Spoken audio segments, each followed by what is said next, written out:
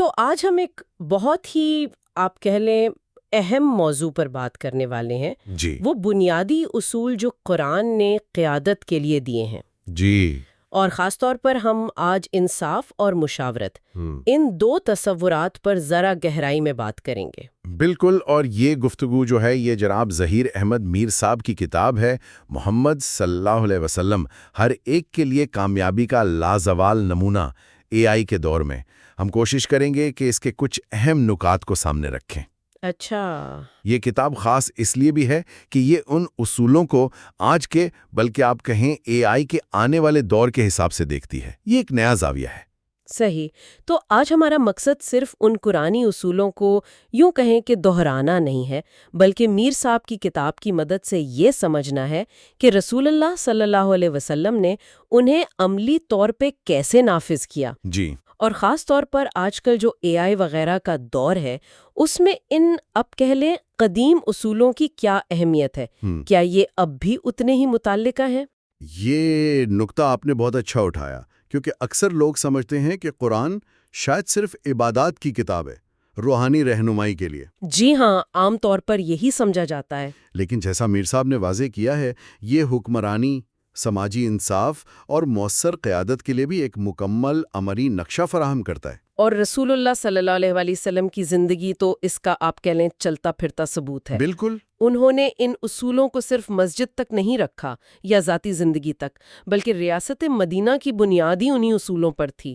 تو یہ واقعی ایک ایسا ماڈل ہے جو ہر دور کے لیے کارآمد ہے۔ جی ہاں۔ چلیں پھر پہلے ستون سے شروع کرتے ہیں، انصاف یعنی عدل۔ عدل بلا شبہ اسلامی تصور قیادت میں اس کی آپ کہہ لیں مرکزی حیثیت ہے۔ قرآن میں اس پر اتنا زور ہے، سورۃ النساء کی آیت ہے، آیت 135، جی، جس میں فرمایا گیا مفہوم ہے کہ اے ایمان والو، انصاف پر مضبوطی سے قائم رہنے والے بن جاؤ، اللہ کی خاطر سچی گواہی دینے والے، خواہ وہ تمہارے اپنے خلاف ہوں یا والدین اور قریبی رشتہ داروں کے خلاف۔ اوہ، یہ کوئی معمولی بات نہیں ہے، یہ تو ایک انقلابی تصور ہے اپنے آپ میں۔ واقعی بہت بہت طاقتور آیت ہے۔ یعنی انصاف کا معیار اتنا اونچا ہو کہ ذاتی تعلق، خاندانی محبت، یہاں تک کہ اپنا نقصان بھی جی جی اس کے آڑے نہ آئے۔ جی کیا میر صاحب کی کتاب میں کچھ مثالیں ہیں کہ نبی کریم صلی اللہ علیہ وسلم نے اس انتہائی مشکل معیار کو عمل میں کیسے لایا؟ جی بالکل، کتاب میں اس کی طرف اشارے ہیں۔ ایک واقعہ جو اس اصول کی روح کو بالکل واضح کر دیتا ہے، وہ ایک بااثر قبیلے کی خاتون کا ہے۔ وہ چوری میں پکڑی گئی تھیں۔ اچھا، تو کچھ صحابہ نے اس خاتون کے قبیلے کی آپ کہیں سماجی حیثیت کی وجہ سے سفارش کی کوشش کی، تو رسول اللہ صلی اللہ علیہ وسلم کا چہرہ مبارک غصے سے سرخ ہو گیا۔ اور آپ صلی اللہ علیہ وسلم نے پھر کیا فرمایا؟ آپ صلی اللہ علیہ وسلم نے ایک تاریخی جملہ ارشاد فرمایا، جس کا مفہوم یہ تھا کہ بھئی تم سے پچھلی قومیں اسی لیے تو ہلاک ہوئیں کہ جب ان میں کوئی بڑا آدمی جرم کرتا تھا اسے چھوڑ دیتے تھے، اور اگر کوئی کمزور کرتا تو اس پر سزا نافذ کرتے تھے۔ پھر فرمایا، خدا کے قسم اگر محمد کی بیٹی فاطمہ رضی اللہ عنہا بھی چوری کرتی تو میں اس کا ہاتھ بھی کاٹ دیتا۔ یہ تو آپ دیکھیں، قانون کی مکمل بالادستی کا اعلان تھا، کوئی رعایت نہیں۔ سبحان اللہ، یہ تو انصاف کے اس مطلق معیار کی ایسی مثال ہے کہ واقعی نظیر ملنا مشکل ہے۔ اس سے صاف ظاہر ہے کہ اسلامی ریاست میں کوئی قانون سے اوپر نہیں ہے، رتبہ چاہے کچھ بھی ہو۔ بالکل، اور میر صاحب کی کتاب اسی نقطے پر زور دیتی ہے کہ معاشروں اور تہذیبوں کی تباہی اکثر باہر کے حملوں سے نہیں ہوتی، اچھا، بلکہ اندرونی ناانصافی، کرپشن، اقربا پروری، یہ چیزیں نظام کو اندر سے کھا جاتی ہیں۔ جب انصاف کا نظام کمزور ہوتا ہے نا، تو پورا ڈھانچہ، وہ اعتماد، وہ سب ختم ہو جاتا ہے۔ یہ بات تو آج بھی آپ دیکھیں 100% سچ ہے۔ ہم اپنے ارد گرد دیکھتے ہیں، جہاں انصاف نہیں وہاں نہ ترقی ہے نہ استحکام۔ جی ہاں۔ لیکن یہاں ایک سوال آتا ہے ذہن میں، آج کے دور میں خاص طور پر آپ نے اے آئی کا ذکر کیا، جی تو انصاف کا یہ اصول وہاں کیسے لاگو ہوتا ہے؟ کیا کتاب اس پر کچھ روشنی ڈالتی ہے؟ یہ بہت اہم سوال ہے، اور کتاب یقیناً اس طرف اشارہ کرتی ہے۔ دیکھیں، آج جب الگوریدم فیصلے کر رہے ہیں، ہاں، ہر جگہ، جی، چاہے وہ آپ کہیں قرض دینا ہو، نوکری کے لیے امیدوار چننا ہو، یا قانون نافذ کرنے والے ادارے استعمال کر رہے ہوں، ان میں ایک خطرہ موجود ہے جسے الگورتھمک بائس کہتے ہیں، یعنی تعصب۔ اچھا، یعنی اے آئی بھی متعصب ہو سکتا ہے، یہ کیسے؟ بالکل، اس لیے کہ اے آئی سیکھتا ہے ڈیٹا سے، اور وہ ڈیٹا کس نے بنایا؟ انسانوں نے۔ صحیح۔ اگر اس ڈیٹا میں ہمارے سماجی تعصبات جو پہلے سے موجود ہیں وہ شامل ہیں تو اے آئی بھی انہی کو سیکھ کر اپنے فیصلوں میں دہرائے گا۔ او، یہ تو خطرناک بات ہے۔ جی، یہاں پر قرآن کا عدل کا اصول جو کہتا ہے کہ رنگ، نسل، جنس، سماجی حیثیت ان سب سے بالاتر ہو کر انصاف کرو، وہ ایک رہنما اصول بن سکتا ہے۔ میر صاحب کا ممکنہ استدلال یہی ہوگا کہ ہمیں اے آئی سسٹمز بناتے وقت، ان کی جانچ پڑتال کرتے وقت انصاف کے ان سخت معیارات کو سامنے رکھنا ہوگا، تاکہ ٹیکنالوجی ناانصافی کو بڑھانے کے بجائے کم کرے۔ بالکل، انسانی نگرانی، اخلاقی جانچ پڑتال، یہ چیزیں لازمی ہیں۔ یہ تو بہت ہی دلچسپ پہلو ہے، یعنی عدل کا قرآنی اصول صرف انسانوں کے لیے نہیں بلکہ جو ٹیکنالوجی ہم بنا رہے ہیں اس کے لیے بھی ایک معیار دیتا ہے۔ جی، ٹھیک ہے، تو یہ تھا پہلا ستون، عدل۔ اب آتے ہیں دوسرے اہم ستون کی طرف، شورا یعنی باہمی مشاورت۔ جی ہاں، شورا یہ بھی اسلامی طرز حکمرانی اور قیادت کا ایک بنیادی حصہ ہے۔ قرآن کریم میں سورۃ الشورا ہے، اس کی آیت 38 میں اہل ایمان کی صفات بتائی گئی ہیں۔ جی، ان میں سے ایک یہ ہے کہ وَأَمْرُهُمْ شُورَى بَيْنَهُمْ، یعنی ان کے معاملات آپس کے مشورے سے طے پاتے ہیں۔ یہ آیت اصل میں اجتماعی دانش یعنی کلیکٹیو وزڈم بھی اہمیت کو واضح کرتی ہے۔ اور نبی کریم صلی اللہ علیہ وآلہ وسلم کی زندگی تو بھری پڑی ہے اس کی مثالوں سے۔ مجھے یاد آ رہا ہے جنگ احد کا موقع، بالکل، یا جنگ خندق۔ جی ہاں، جنگ احد سے پہلے آپ صلی اللہ علیہ وآلہ وسلم کی ذاتی رائے تھی کہ مدینہ شہر کے اندر رہ کر دفاع کریں۔ ہاں، لیکن اکثریت، خاص طور پر جو نوجوان صحابہ تھے، ان کی رائے تھی کہ باہر نکل کر لڑنا چاہیے۔ آپ صلی اللہ علیہ وآلہ وسلم نے اکثریت کی رائے کا احترام کیا اور باہر نکلنے کا فیصلہ کیا۔ اچھا، اسی طرح جنگ خندق کو دیکھ لیں، دشمن کی اتنی بڑی تعداد نے مدینہ کا محاصرہ کر لیا تو حضرت سلمان فارسی رضی اللہ عنہ نے مشورہ دیا خندق کھودنے کا، جو عربوں کے لیے نئی بات تھی۔ بالکل نئی جنگی حکمت عملی تھی۔ آپ صلی اللہ علیہ وآلہ وسلم نے فوراً اس مشورے کو قبول کیا اور اس پر عمل بھی شروع کروا دیا۔ اور صلح حدیبیہ کا واقعہ بھی تو اہم ہے اس حوالے سے۔ جی بالکل، وہ معاہدہ بظاہر تو مسلمانوں کے لیے سخت شرائط والا لگتا تھا۔ جی حدیبیہ کے موقع پر جب معاہدے کی شرائط طے ہو رہی تھیں، کچھ شرائط صحابہ کرام کو بہت ناگوار گزری، صورتحال کافی نازک ہو گئی تھی۔ اس وقت آپ صلی اللہ علیہ وآلہ وسلم نے خاص طور پر اپنی زوجہ محترمہ حضرت ام سلمہ رضی اللہ عنہا سے مشورہ کیا، اور ان کے مشورے پر عمل کرنے سے وہ بحران حل ہوا۔ اچھا، تو یہ واقعات کیا دکھاتے ہیں؟ یہی کہ قیادت کا مطلب یہ نہیں کہ لیڈر ہمیشہ صحیح ہوتا ہے یا اسے سب کچھ پتا ہے، صحیح۔ بلکہ ایک اچھا لیڈر وہ ہے جو دوسروں کی رائے سنتا ہے، ان کی قدر کرتا ہے اور جو اجتماعی دانش ہے اس سے فائدہ اٹھاتا ہے۔ یہاں ایک بہت اہم سبق ہے نا، کہ قیادت صرف حکم چلانا نہیں بلکہ یہ ایک مل جل کر کام کرنے والا عمل ہے، ایک کولیبریٹو پروسیس ہے۔ بالکل، میر صاحب کی کتاب اس حوالے سے کیا کہتی ہے، خاص طور پر آج کے جو ادارے ہیں، تنظیمیں ہیں، ان کے لیے؟ کتاب اسی بات پر زور دیتی ہے کہ شورا کا اصول آج کی جو مینجمنٹ تھیوریز ہیں نا، جن میں پارٹیسپیٹو لیڈرشپ یا کنسلٹیٹو مینجمنٹ کی بات ہوتی ہے، جی ہاں، سنا ہے۔ یہ اصول اصل میں ان کی بنیاد فراہم کرتا ہے۔ جب کسی ادارے میں فیصلے مشاورت سے ہوتے ہیں تو اس کے کئی فائدے ہوتے ہیں۔ مثلاً کیا فائدے ہیں؟ دیکھیں، ایک تو یہ کہ جب ملازمین یا ٹیم ممبرز محسوس کرتے ہیں کہ ان کی رائے کی کوئی اہمیت ہے، وہ فیصلوں کا حصہ ہیں، تو ان کی ادارے سے وابستگی، جسے کمٹمنٹ کہتے ہیں، وہ بڑھتی ہے، ذمہ داری کا احساس بڑھتا ہے۔ ٹھیک ہے، ان کا مورائل بلند ہوتا ہے۔ دوسرا، جب مختلف ذہن مل کر سوچتے ہیں تو مسائل کے بہتر، زیادہ تخلیقی حل نکلتے ہیں۔ ایک بندہ شاید ایک یا دو زاویوں سے سوچے گا، مشاورت سے کئی پہلو سامنے آتے ہیں۔ اور اس سے جدت طرازی یعنی انوویشن کو بھی فروغ ملتا ہوگا۔ یقیناً، بالکل۔ یہ بات تو سمجھ میں آتی ہے، لیکن پھر وہی سوال، اے آئی کے اس دور میں جہاں ڈیٹا، الگوریدم ہمیں اتنی تیزی سے فیصلے کرنے میں مدد دے سکتے ہیں، جی، تو کیا وہاں یہ مشاورت والا عمل سست نہیں ہو جائے گا؟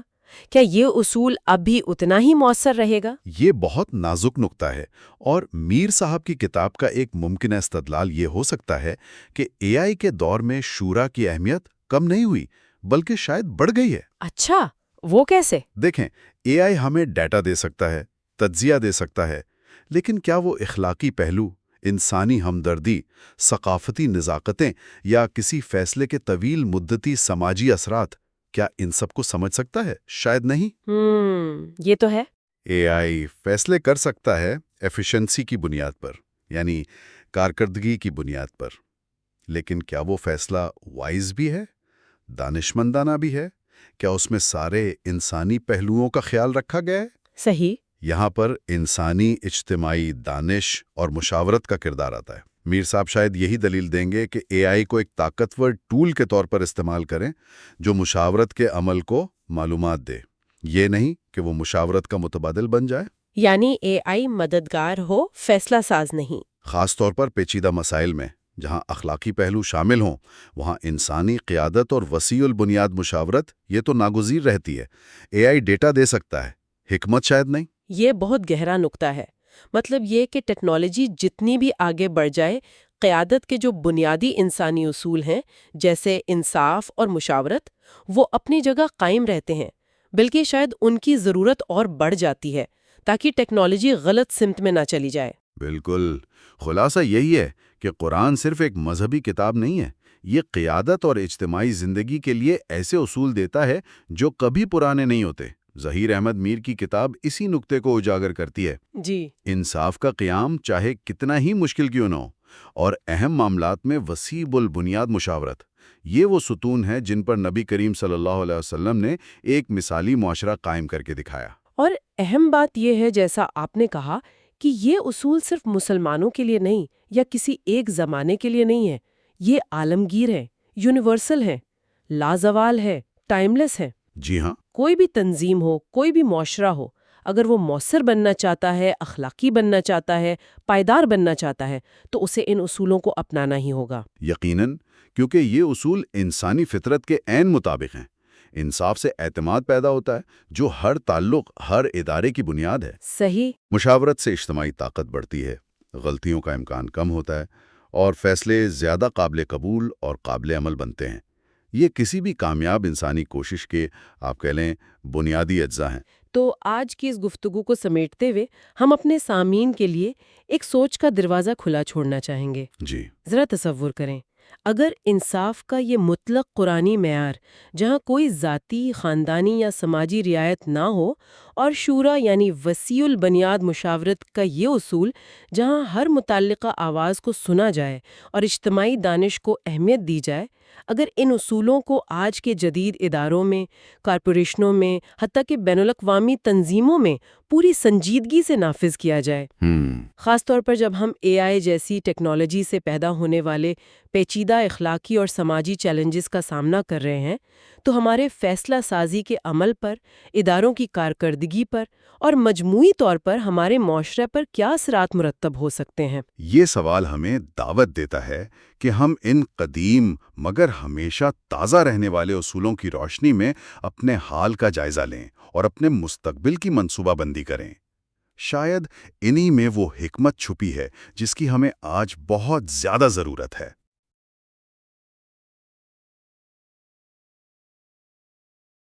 اصولوں کی گہرائی کو سمجھیں اور دیکھیں کہ آج کے اس تیز رفتار ٹیکنالوجی سے بھرپور دور میں، خصوصاً مصنوعی ذہانت یعنی اے آئی کے حوالے سے ان کی کیا اہمیت باقی ہے۔ صحیح۔ تو آئیے اس دلچسپ موضوع کی تہوں میں اترتے ہیں۔ اور یہ واقعی ایک دلچسپ زاویہ ہے۔ اکثر لوگ سمجھتے ہیں کہ تاریخی یا مذہبی اصول شاید آج کے جدید مسائل سے، خاص طور پر ٹیکنالوجی کے چیلنجز سے غیر متعلق ہیں۔ ہاں، یہ خیال عام ہے۔ لیکن جو مواد ہمارے سامنے ہیں وہ اس خیال کو چیلنج کرتا ہے۔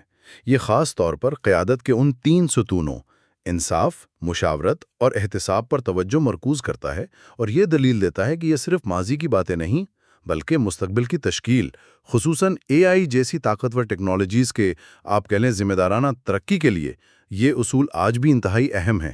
بالکل۔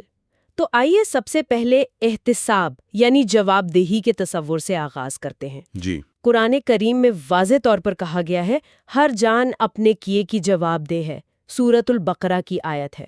یہ ایک بنیادی اصول ہے۔ بنیادی اصول۔ پیغمبر اسلام صلی اللہ علیہ وآلہ وسلم کی پوری زندگی اس اصول کی عملی شکل نظر آتی ہے۔ ذرائع بتاتے ہیں کہ چاہے وہ ریاستی مال و دولت کا معاملہ ہو، حکومتی فیصلے ہوں یا جنگی معاملات، جی ہاں، آپ صلی اللہ علیہ وآلہ وسلم نے ہمیشہ شفافیت اور کڑے احتساب کو یقینی بنایا۔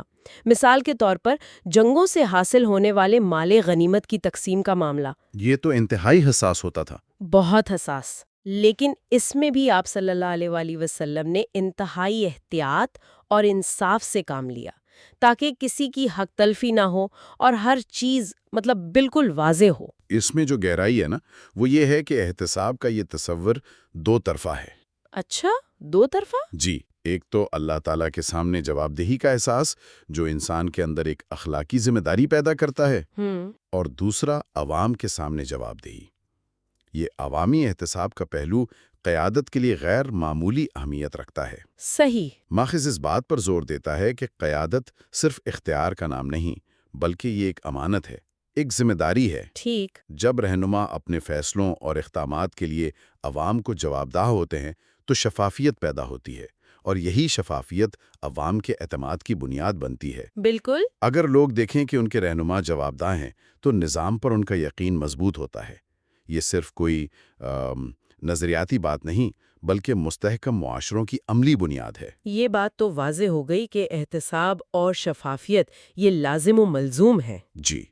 اب اس سے جڑا ایک اور اہم ستون ہے جس کا تعلق فیصلے کرنے کے عمل سے ہے، یعنی شورا یا مشاورت۔ کیا قیادت میں مشورے کی اتنی ہی اہمیت ہے جتنی احتساب کی؟ یقیناً، بلکہ شاید یہ احتساب کو ممکن بنانے کا ایک ذریعہ بھی ہے۔ شورا کا قرآنی اصول بنیادی طور پر یہ کہتا ہے کہ اہم معاملات میں مشاورت کی جائے۔ پیغمبر اسلام صلی اللہ علیہ وآلہ وسلم کی زندگی اس کی بہترین مثال ہے۔ انہیں اللہ کی طرف سے رہنمائی حاصل تھی، اس کے باوجود وہ اہم فیصلوں میں، خصوصاً جن کا تعلق اجتماعی معاملات سے ہوتا تھا، اپنے ساتھیوں سے مشورہ کیا کرتے تھے۔ اچھا۔ یہ عمل صرف رائے لینا نہیں تھا، بلکہ اجتماعی دانش سے فائدہ اٹھانا تھا۔ اس کی کوئی خاص مثال جو اس نقطے کو مزید واضح کرے؟ ماخذ میں غزوہ خندق کا واقعہ وہ تفصیل سے بیان ہوا ہے۔ جی ہاں، غزوہ خندق۔ جب مدینہ پر ایک بڑے لشکر نے حملہ کیا تو دفاع کیسے کیا جائے اس پر مشورہ ہوا، مختلف آراء سامنے آئیں۔ جی۔ اسی دوران حضرت سلمان فارسی رضی اللہ تعالیٰ عنہ جو فارس سے تعلق رکھتے تھے اور وہاں کے جنگی طریقوں سے واقف تھے، انہوں نے شہر کے ایک کمزور حصے کے گرد خندق کھودنے کی تجویز دی۔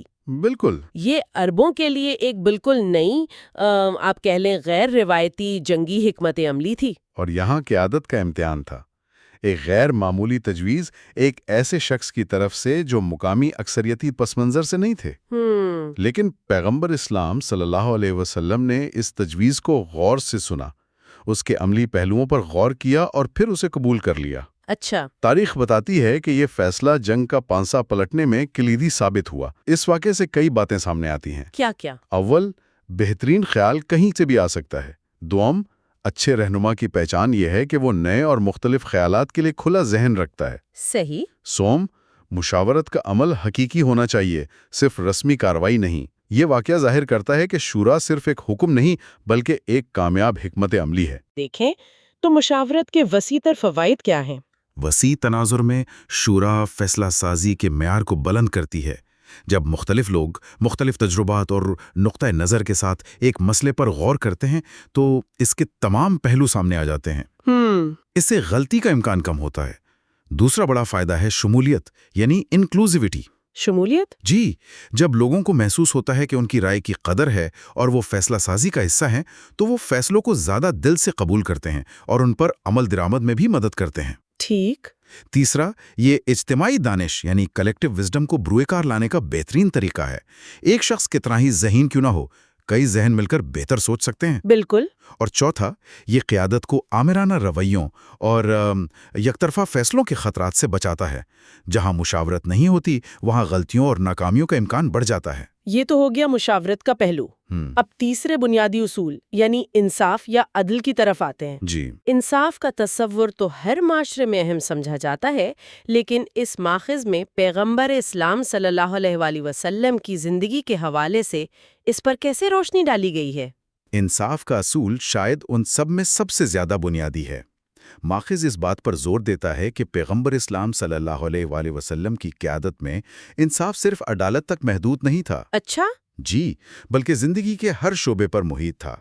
سب سے اہم بات یہ تھی کہ اصولوں پر کوئی سمجھوتا نہیں کیا جاتا تھا، چاہے حالات کتنے ہی مشکل کیوں نہ ہوں۔ مثال کے طور پر؟ مثال کے طور پر مختلف قبائل اور گروہوں کے ساتھ کیے گئے معاہدوں کا پاس رکھنا، یہاں تک کہ جب مخالفین کی طرف سے عہد شکنی ہو رہی ہو تب بھی اپنی طرف سے معاہدے پر قائم رہنا۔ یہ تو بہت مشکل رہا ہوگا۔ یہ انتہائی مشکل تھا، خاص طور پر جب آپ کمزور پوزیشن میں ہوں، لیکن یہی مستقل مزاجی اعتماد پیدا کرتی ہے۔ اور کیا اس انصاف کا تعلق صرف معاہدوں یا قانونی فیصلوں سے تھا، یا اس کا دائرہ اس سے بھی وسیع تھا؟ نہیں، اس کا دائرہ بہت وسیع تھا۔ یہ روزمرہ کے معاملات، سماجی رویوں اور حتیٰ کہ ذاتی زندگی تک پھیلا ہوا تھا۔ ذاتی زندگی تک بھی؟ جی، ایک اہم نقطہ جو ماخذ اٹھاتا ہے وہ پیغمبر اسلام صلی اللہ علیہ وسلم کی اپنی سادہ طرز زندگی ہے۔ اچھا۔ ان کی زندگی میں قول و فعل کا تضاد نہیں تھا۔ جو اصول وہ دوسروں کو بتاتے ان پر سب سے پہلے خود عمل کرتے۔ رہائش، لباس، خوراک، سب میں سادگی تھی۔ کوئی شاہانہ ٹھاٹ باٹ نہیں، کوئی دوہرا معیار نہیں۔ یہ عملی نمونہ تھا اس بات کا کہ انصاف صرف دوسروں کے لیے نہیں بلکہ خود پر بھی لاگو ہوتا ہے۔ صحیح، یہ سادگی اور اصول پسندی عوام کے دلوں میں رہنما کے لیے عزت اور اعتماد پیدا کرتی ہے۔ اس سے یہ پیغام جاتا ہے کہ رہنما عوام سے الگ نہیں، انہی میں سے ایک ہے۔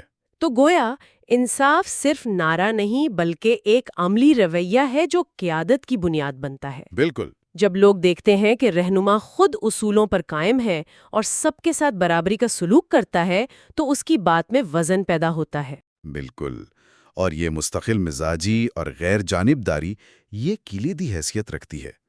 انصاف کا مطلب ہی یہی ہے کہ فیصلہ میرٹ پر ہو، تعلقات، حیثیت یا دباؤ کی بنیاد پر نہیں۔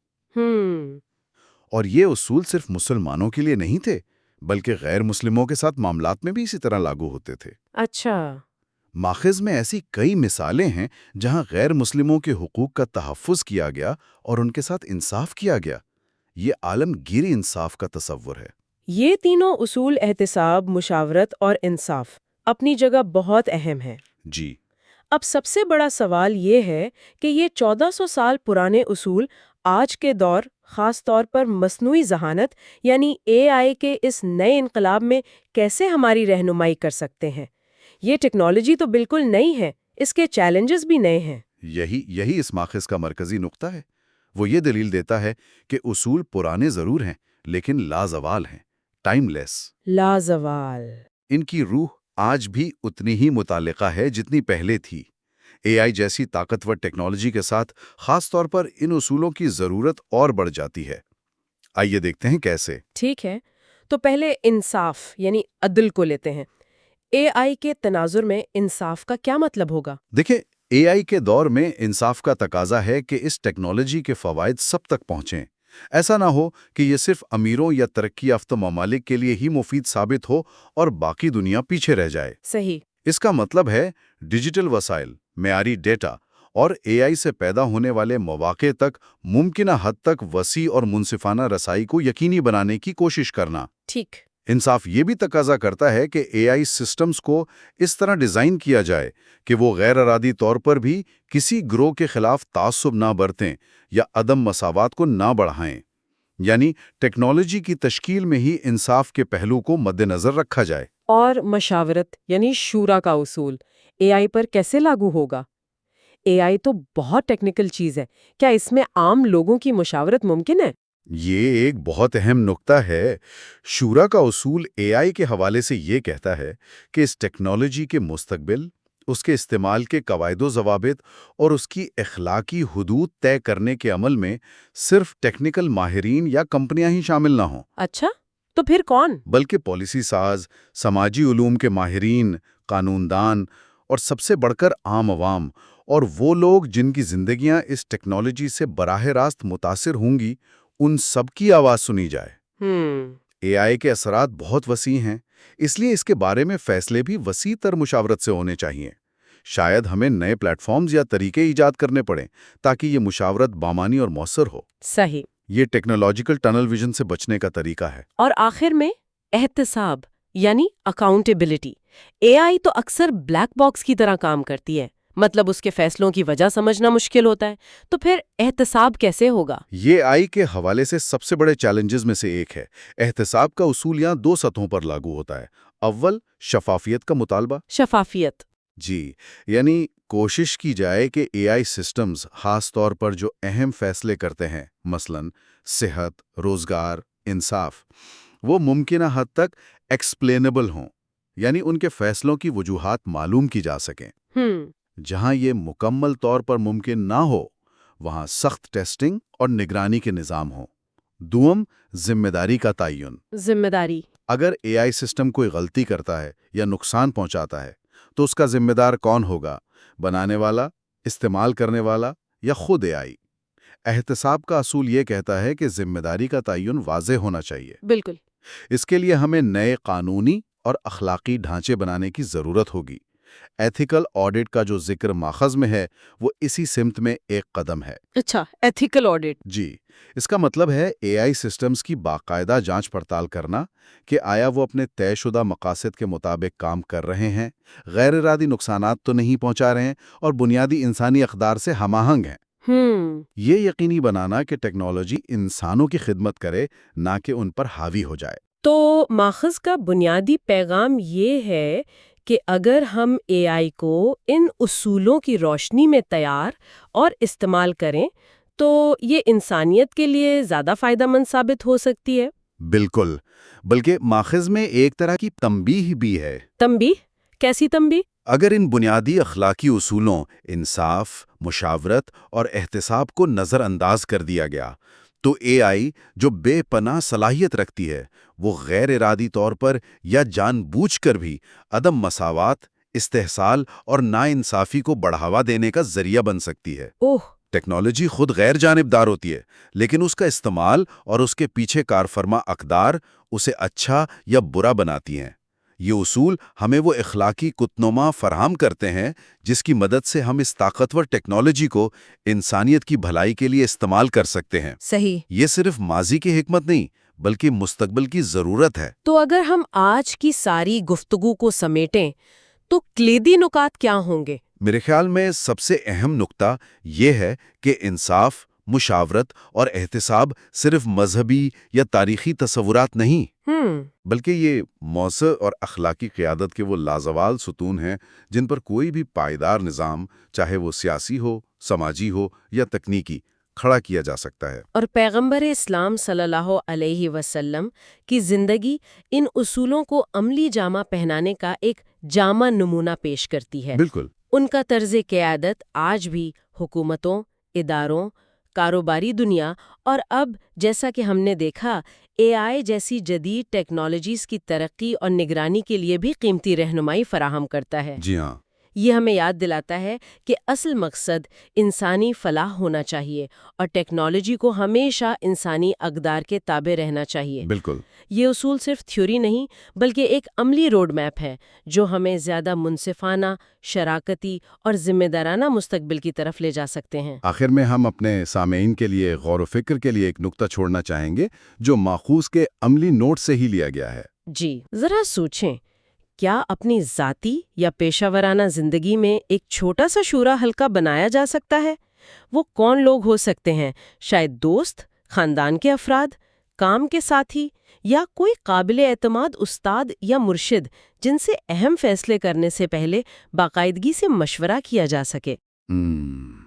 اس کا مقصد صرف رائے لینا نہیں بلکہ مختلف زاویوں سے سوچنا اور زیادہ دانشمندانہ، زیادہ جامع نتائج تک پہنچنا ہے۔ بلا شبہ ان لازوال اصولوں پر غور کرنا اور انہیں اپنی زندگی میں چاہے چھوٹے پیمانے پر ہی صحیح نافذ کرنے کی کوشش کرنا نہ صرف ہماری اپنی ذات کے لیے بلکہ ہمارے ارد گرد کے ماحول اور معاشرے کے لیے بھی مثبت تبدیلی لا سکتا ہے۔ یہ ایک مسلسل سفر ہے۔ بہت خوب۔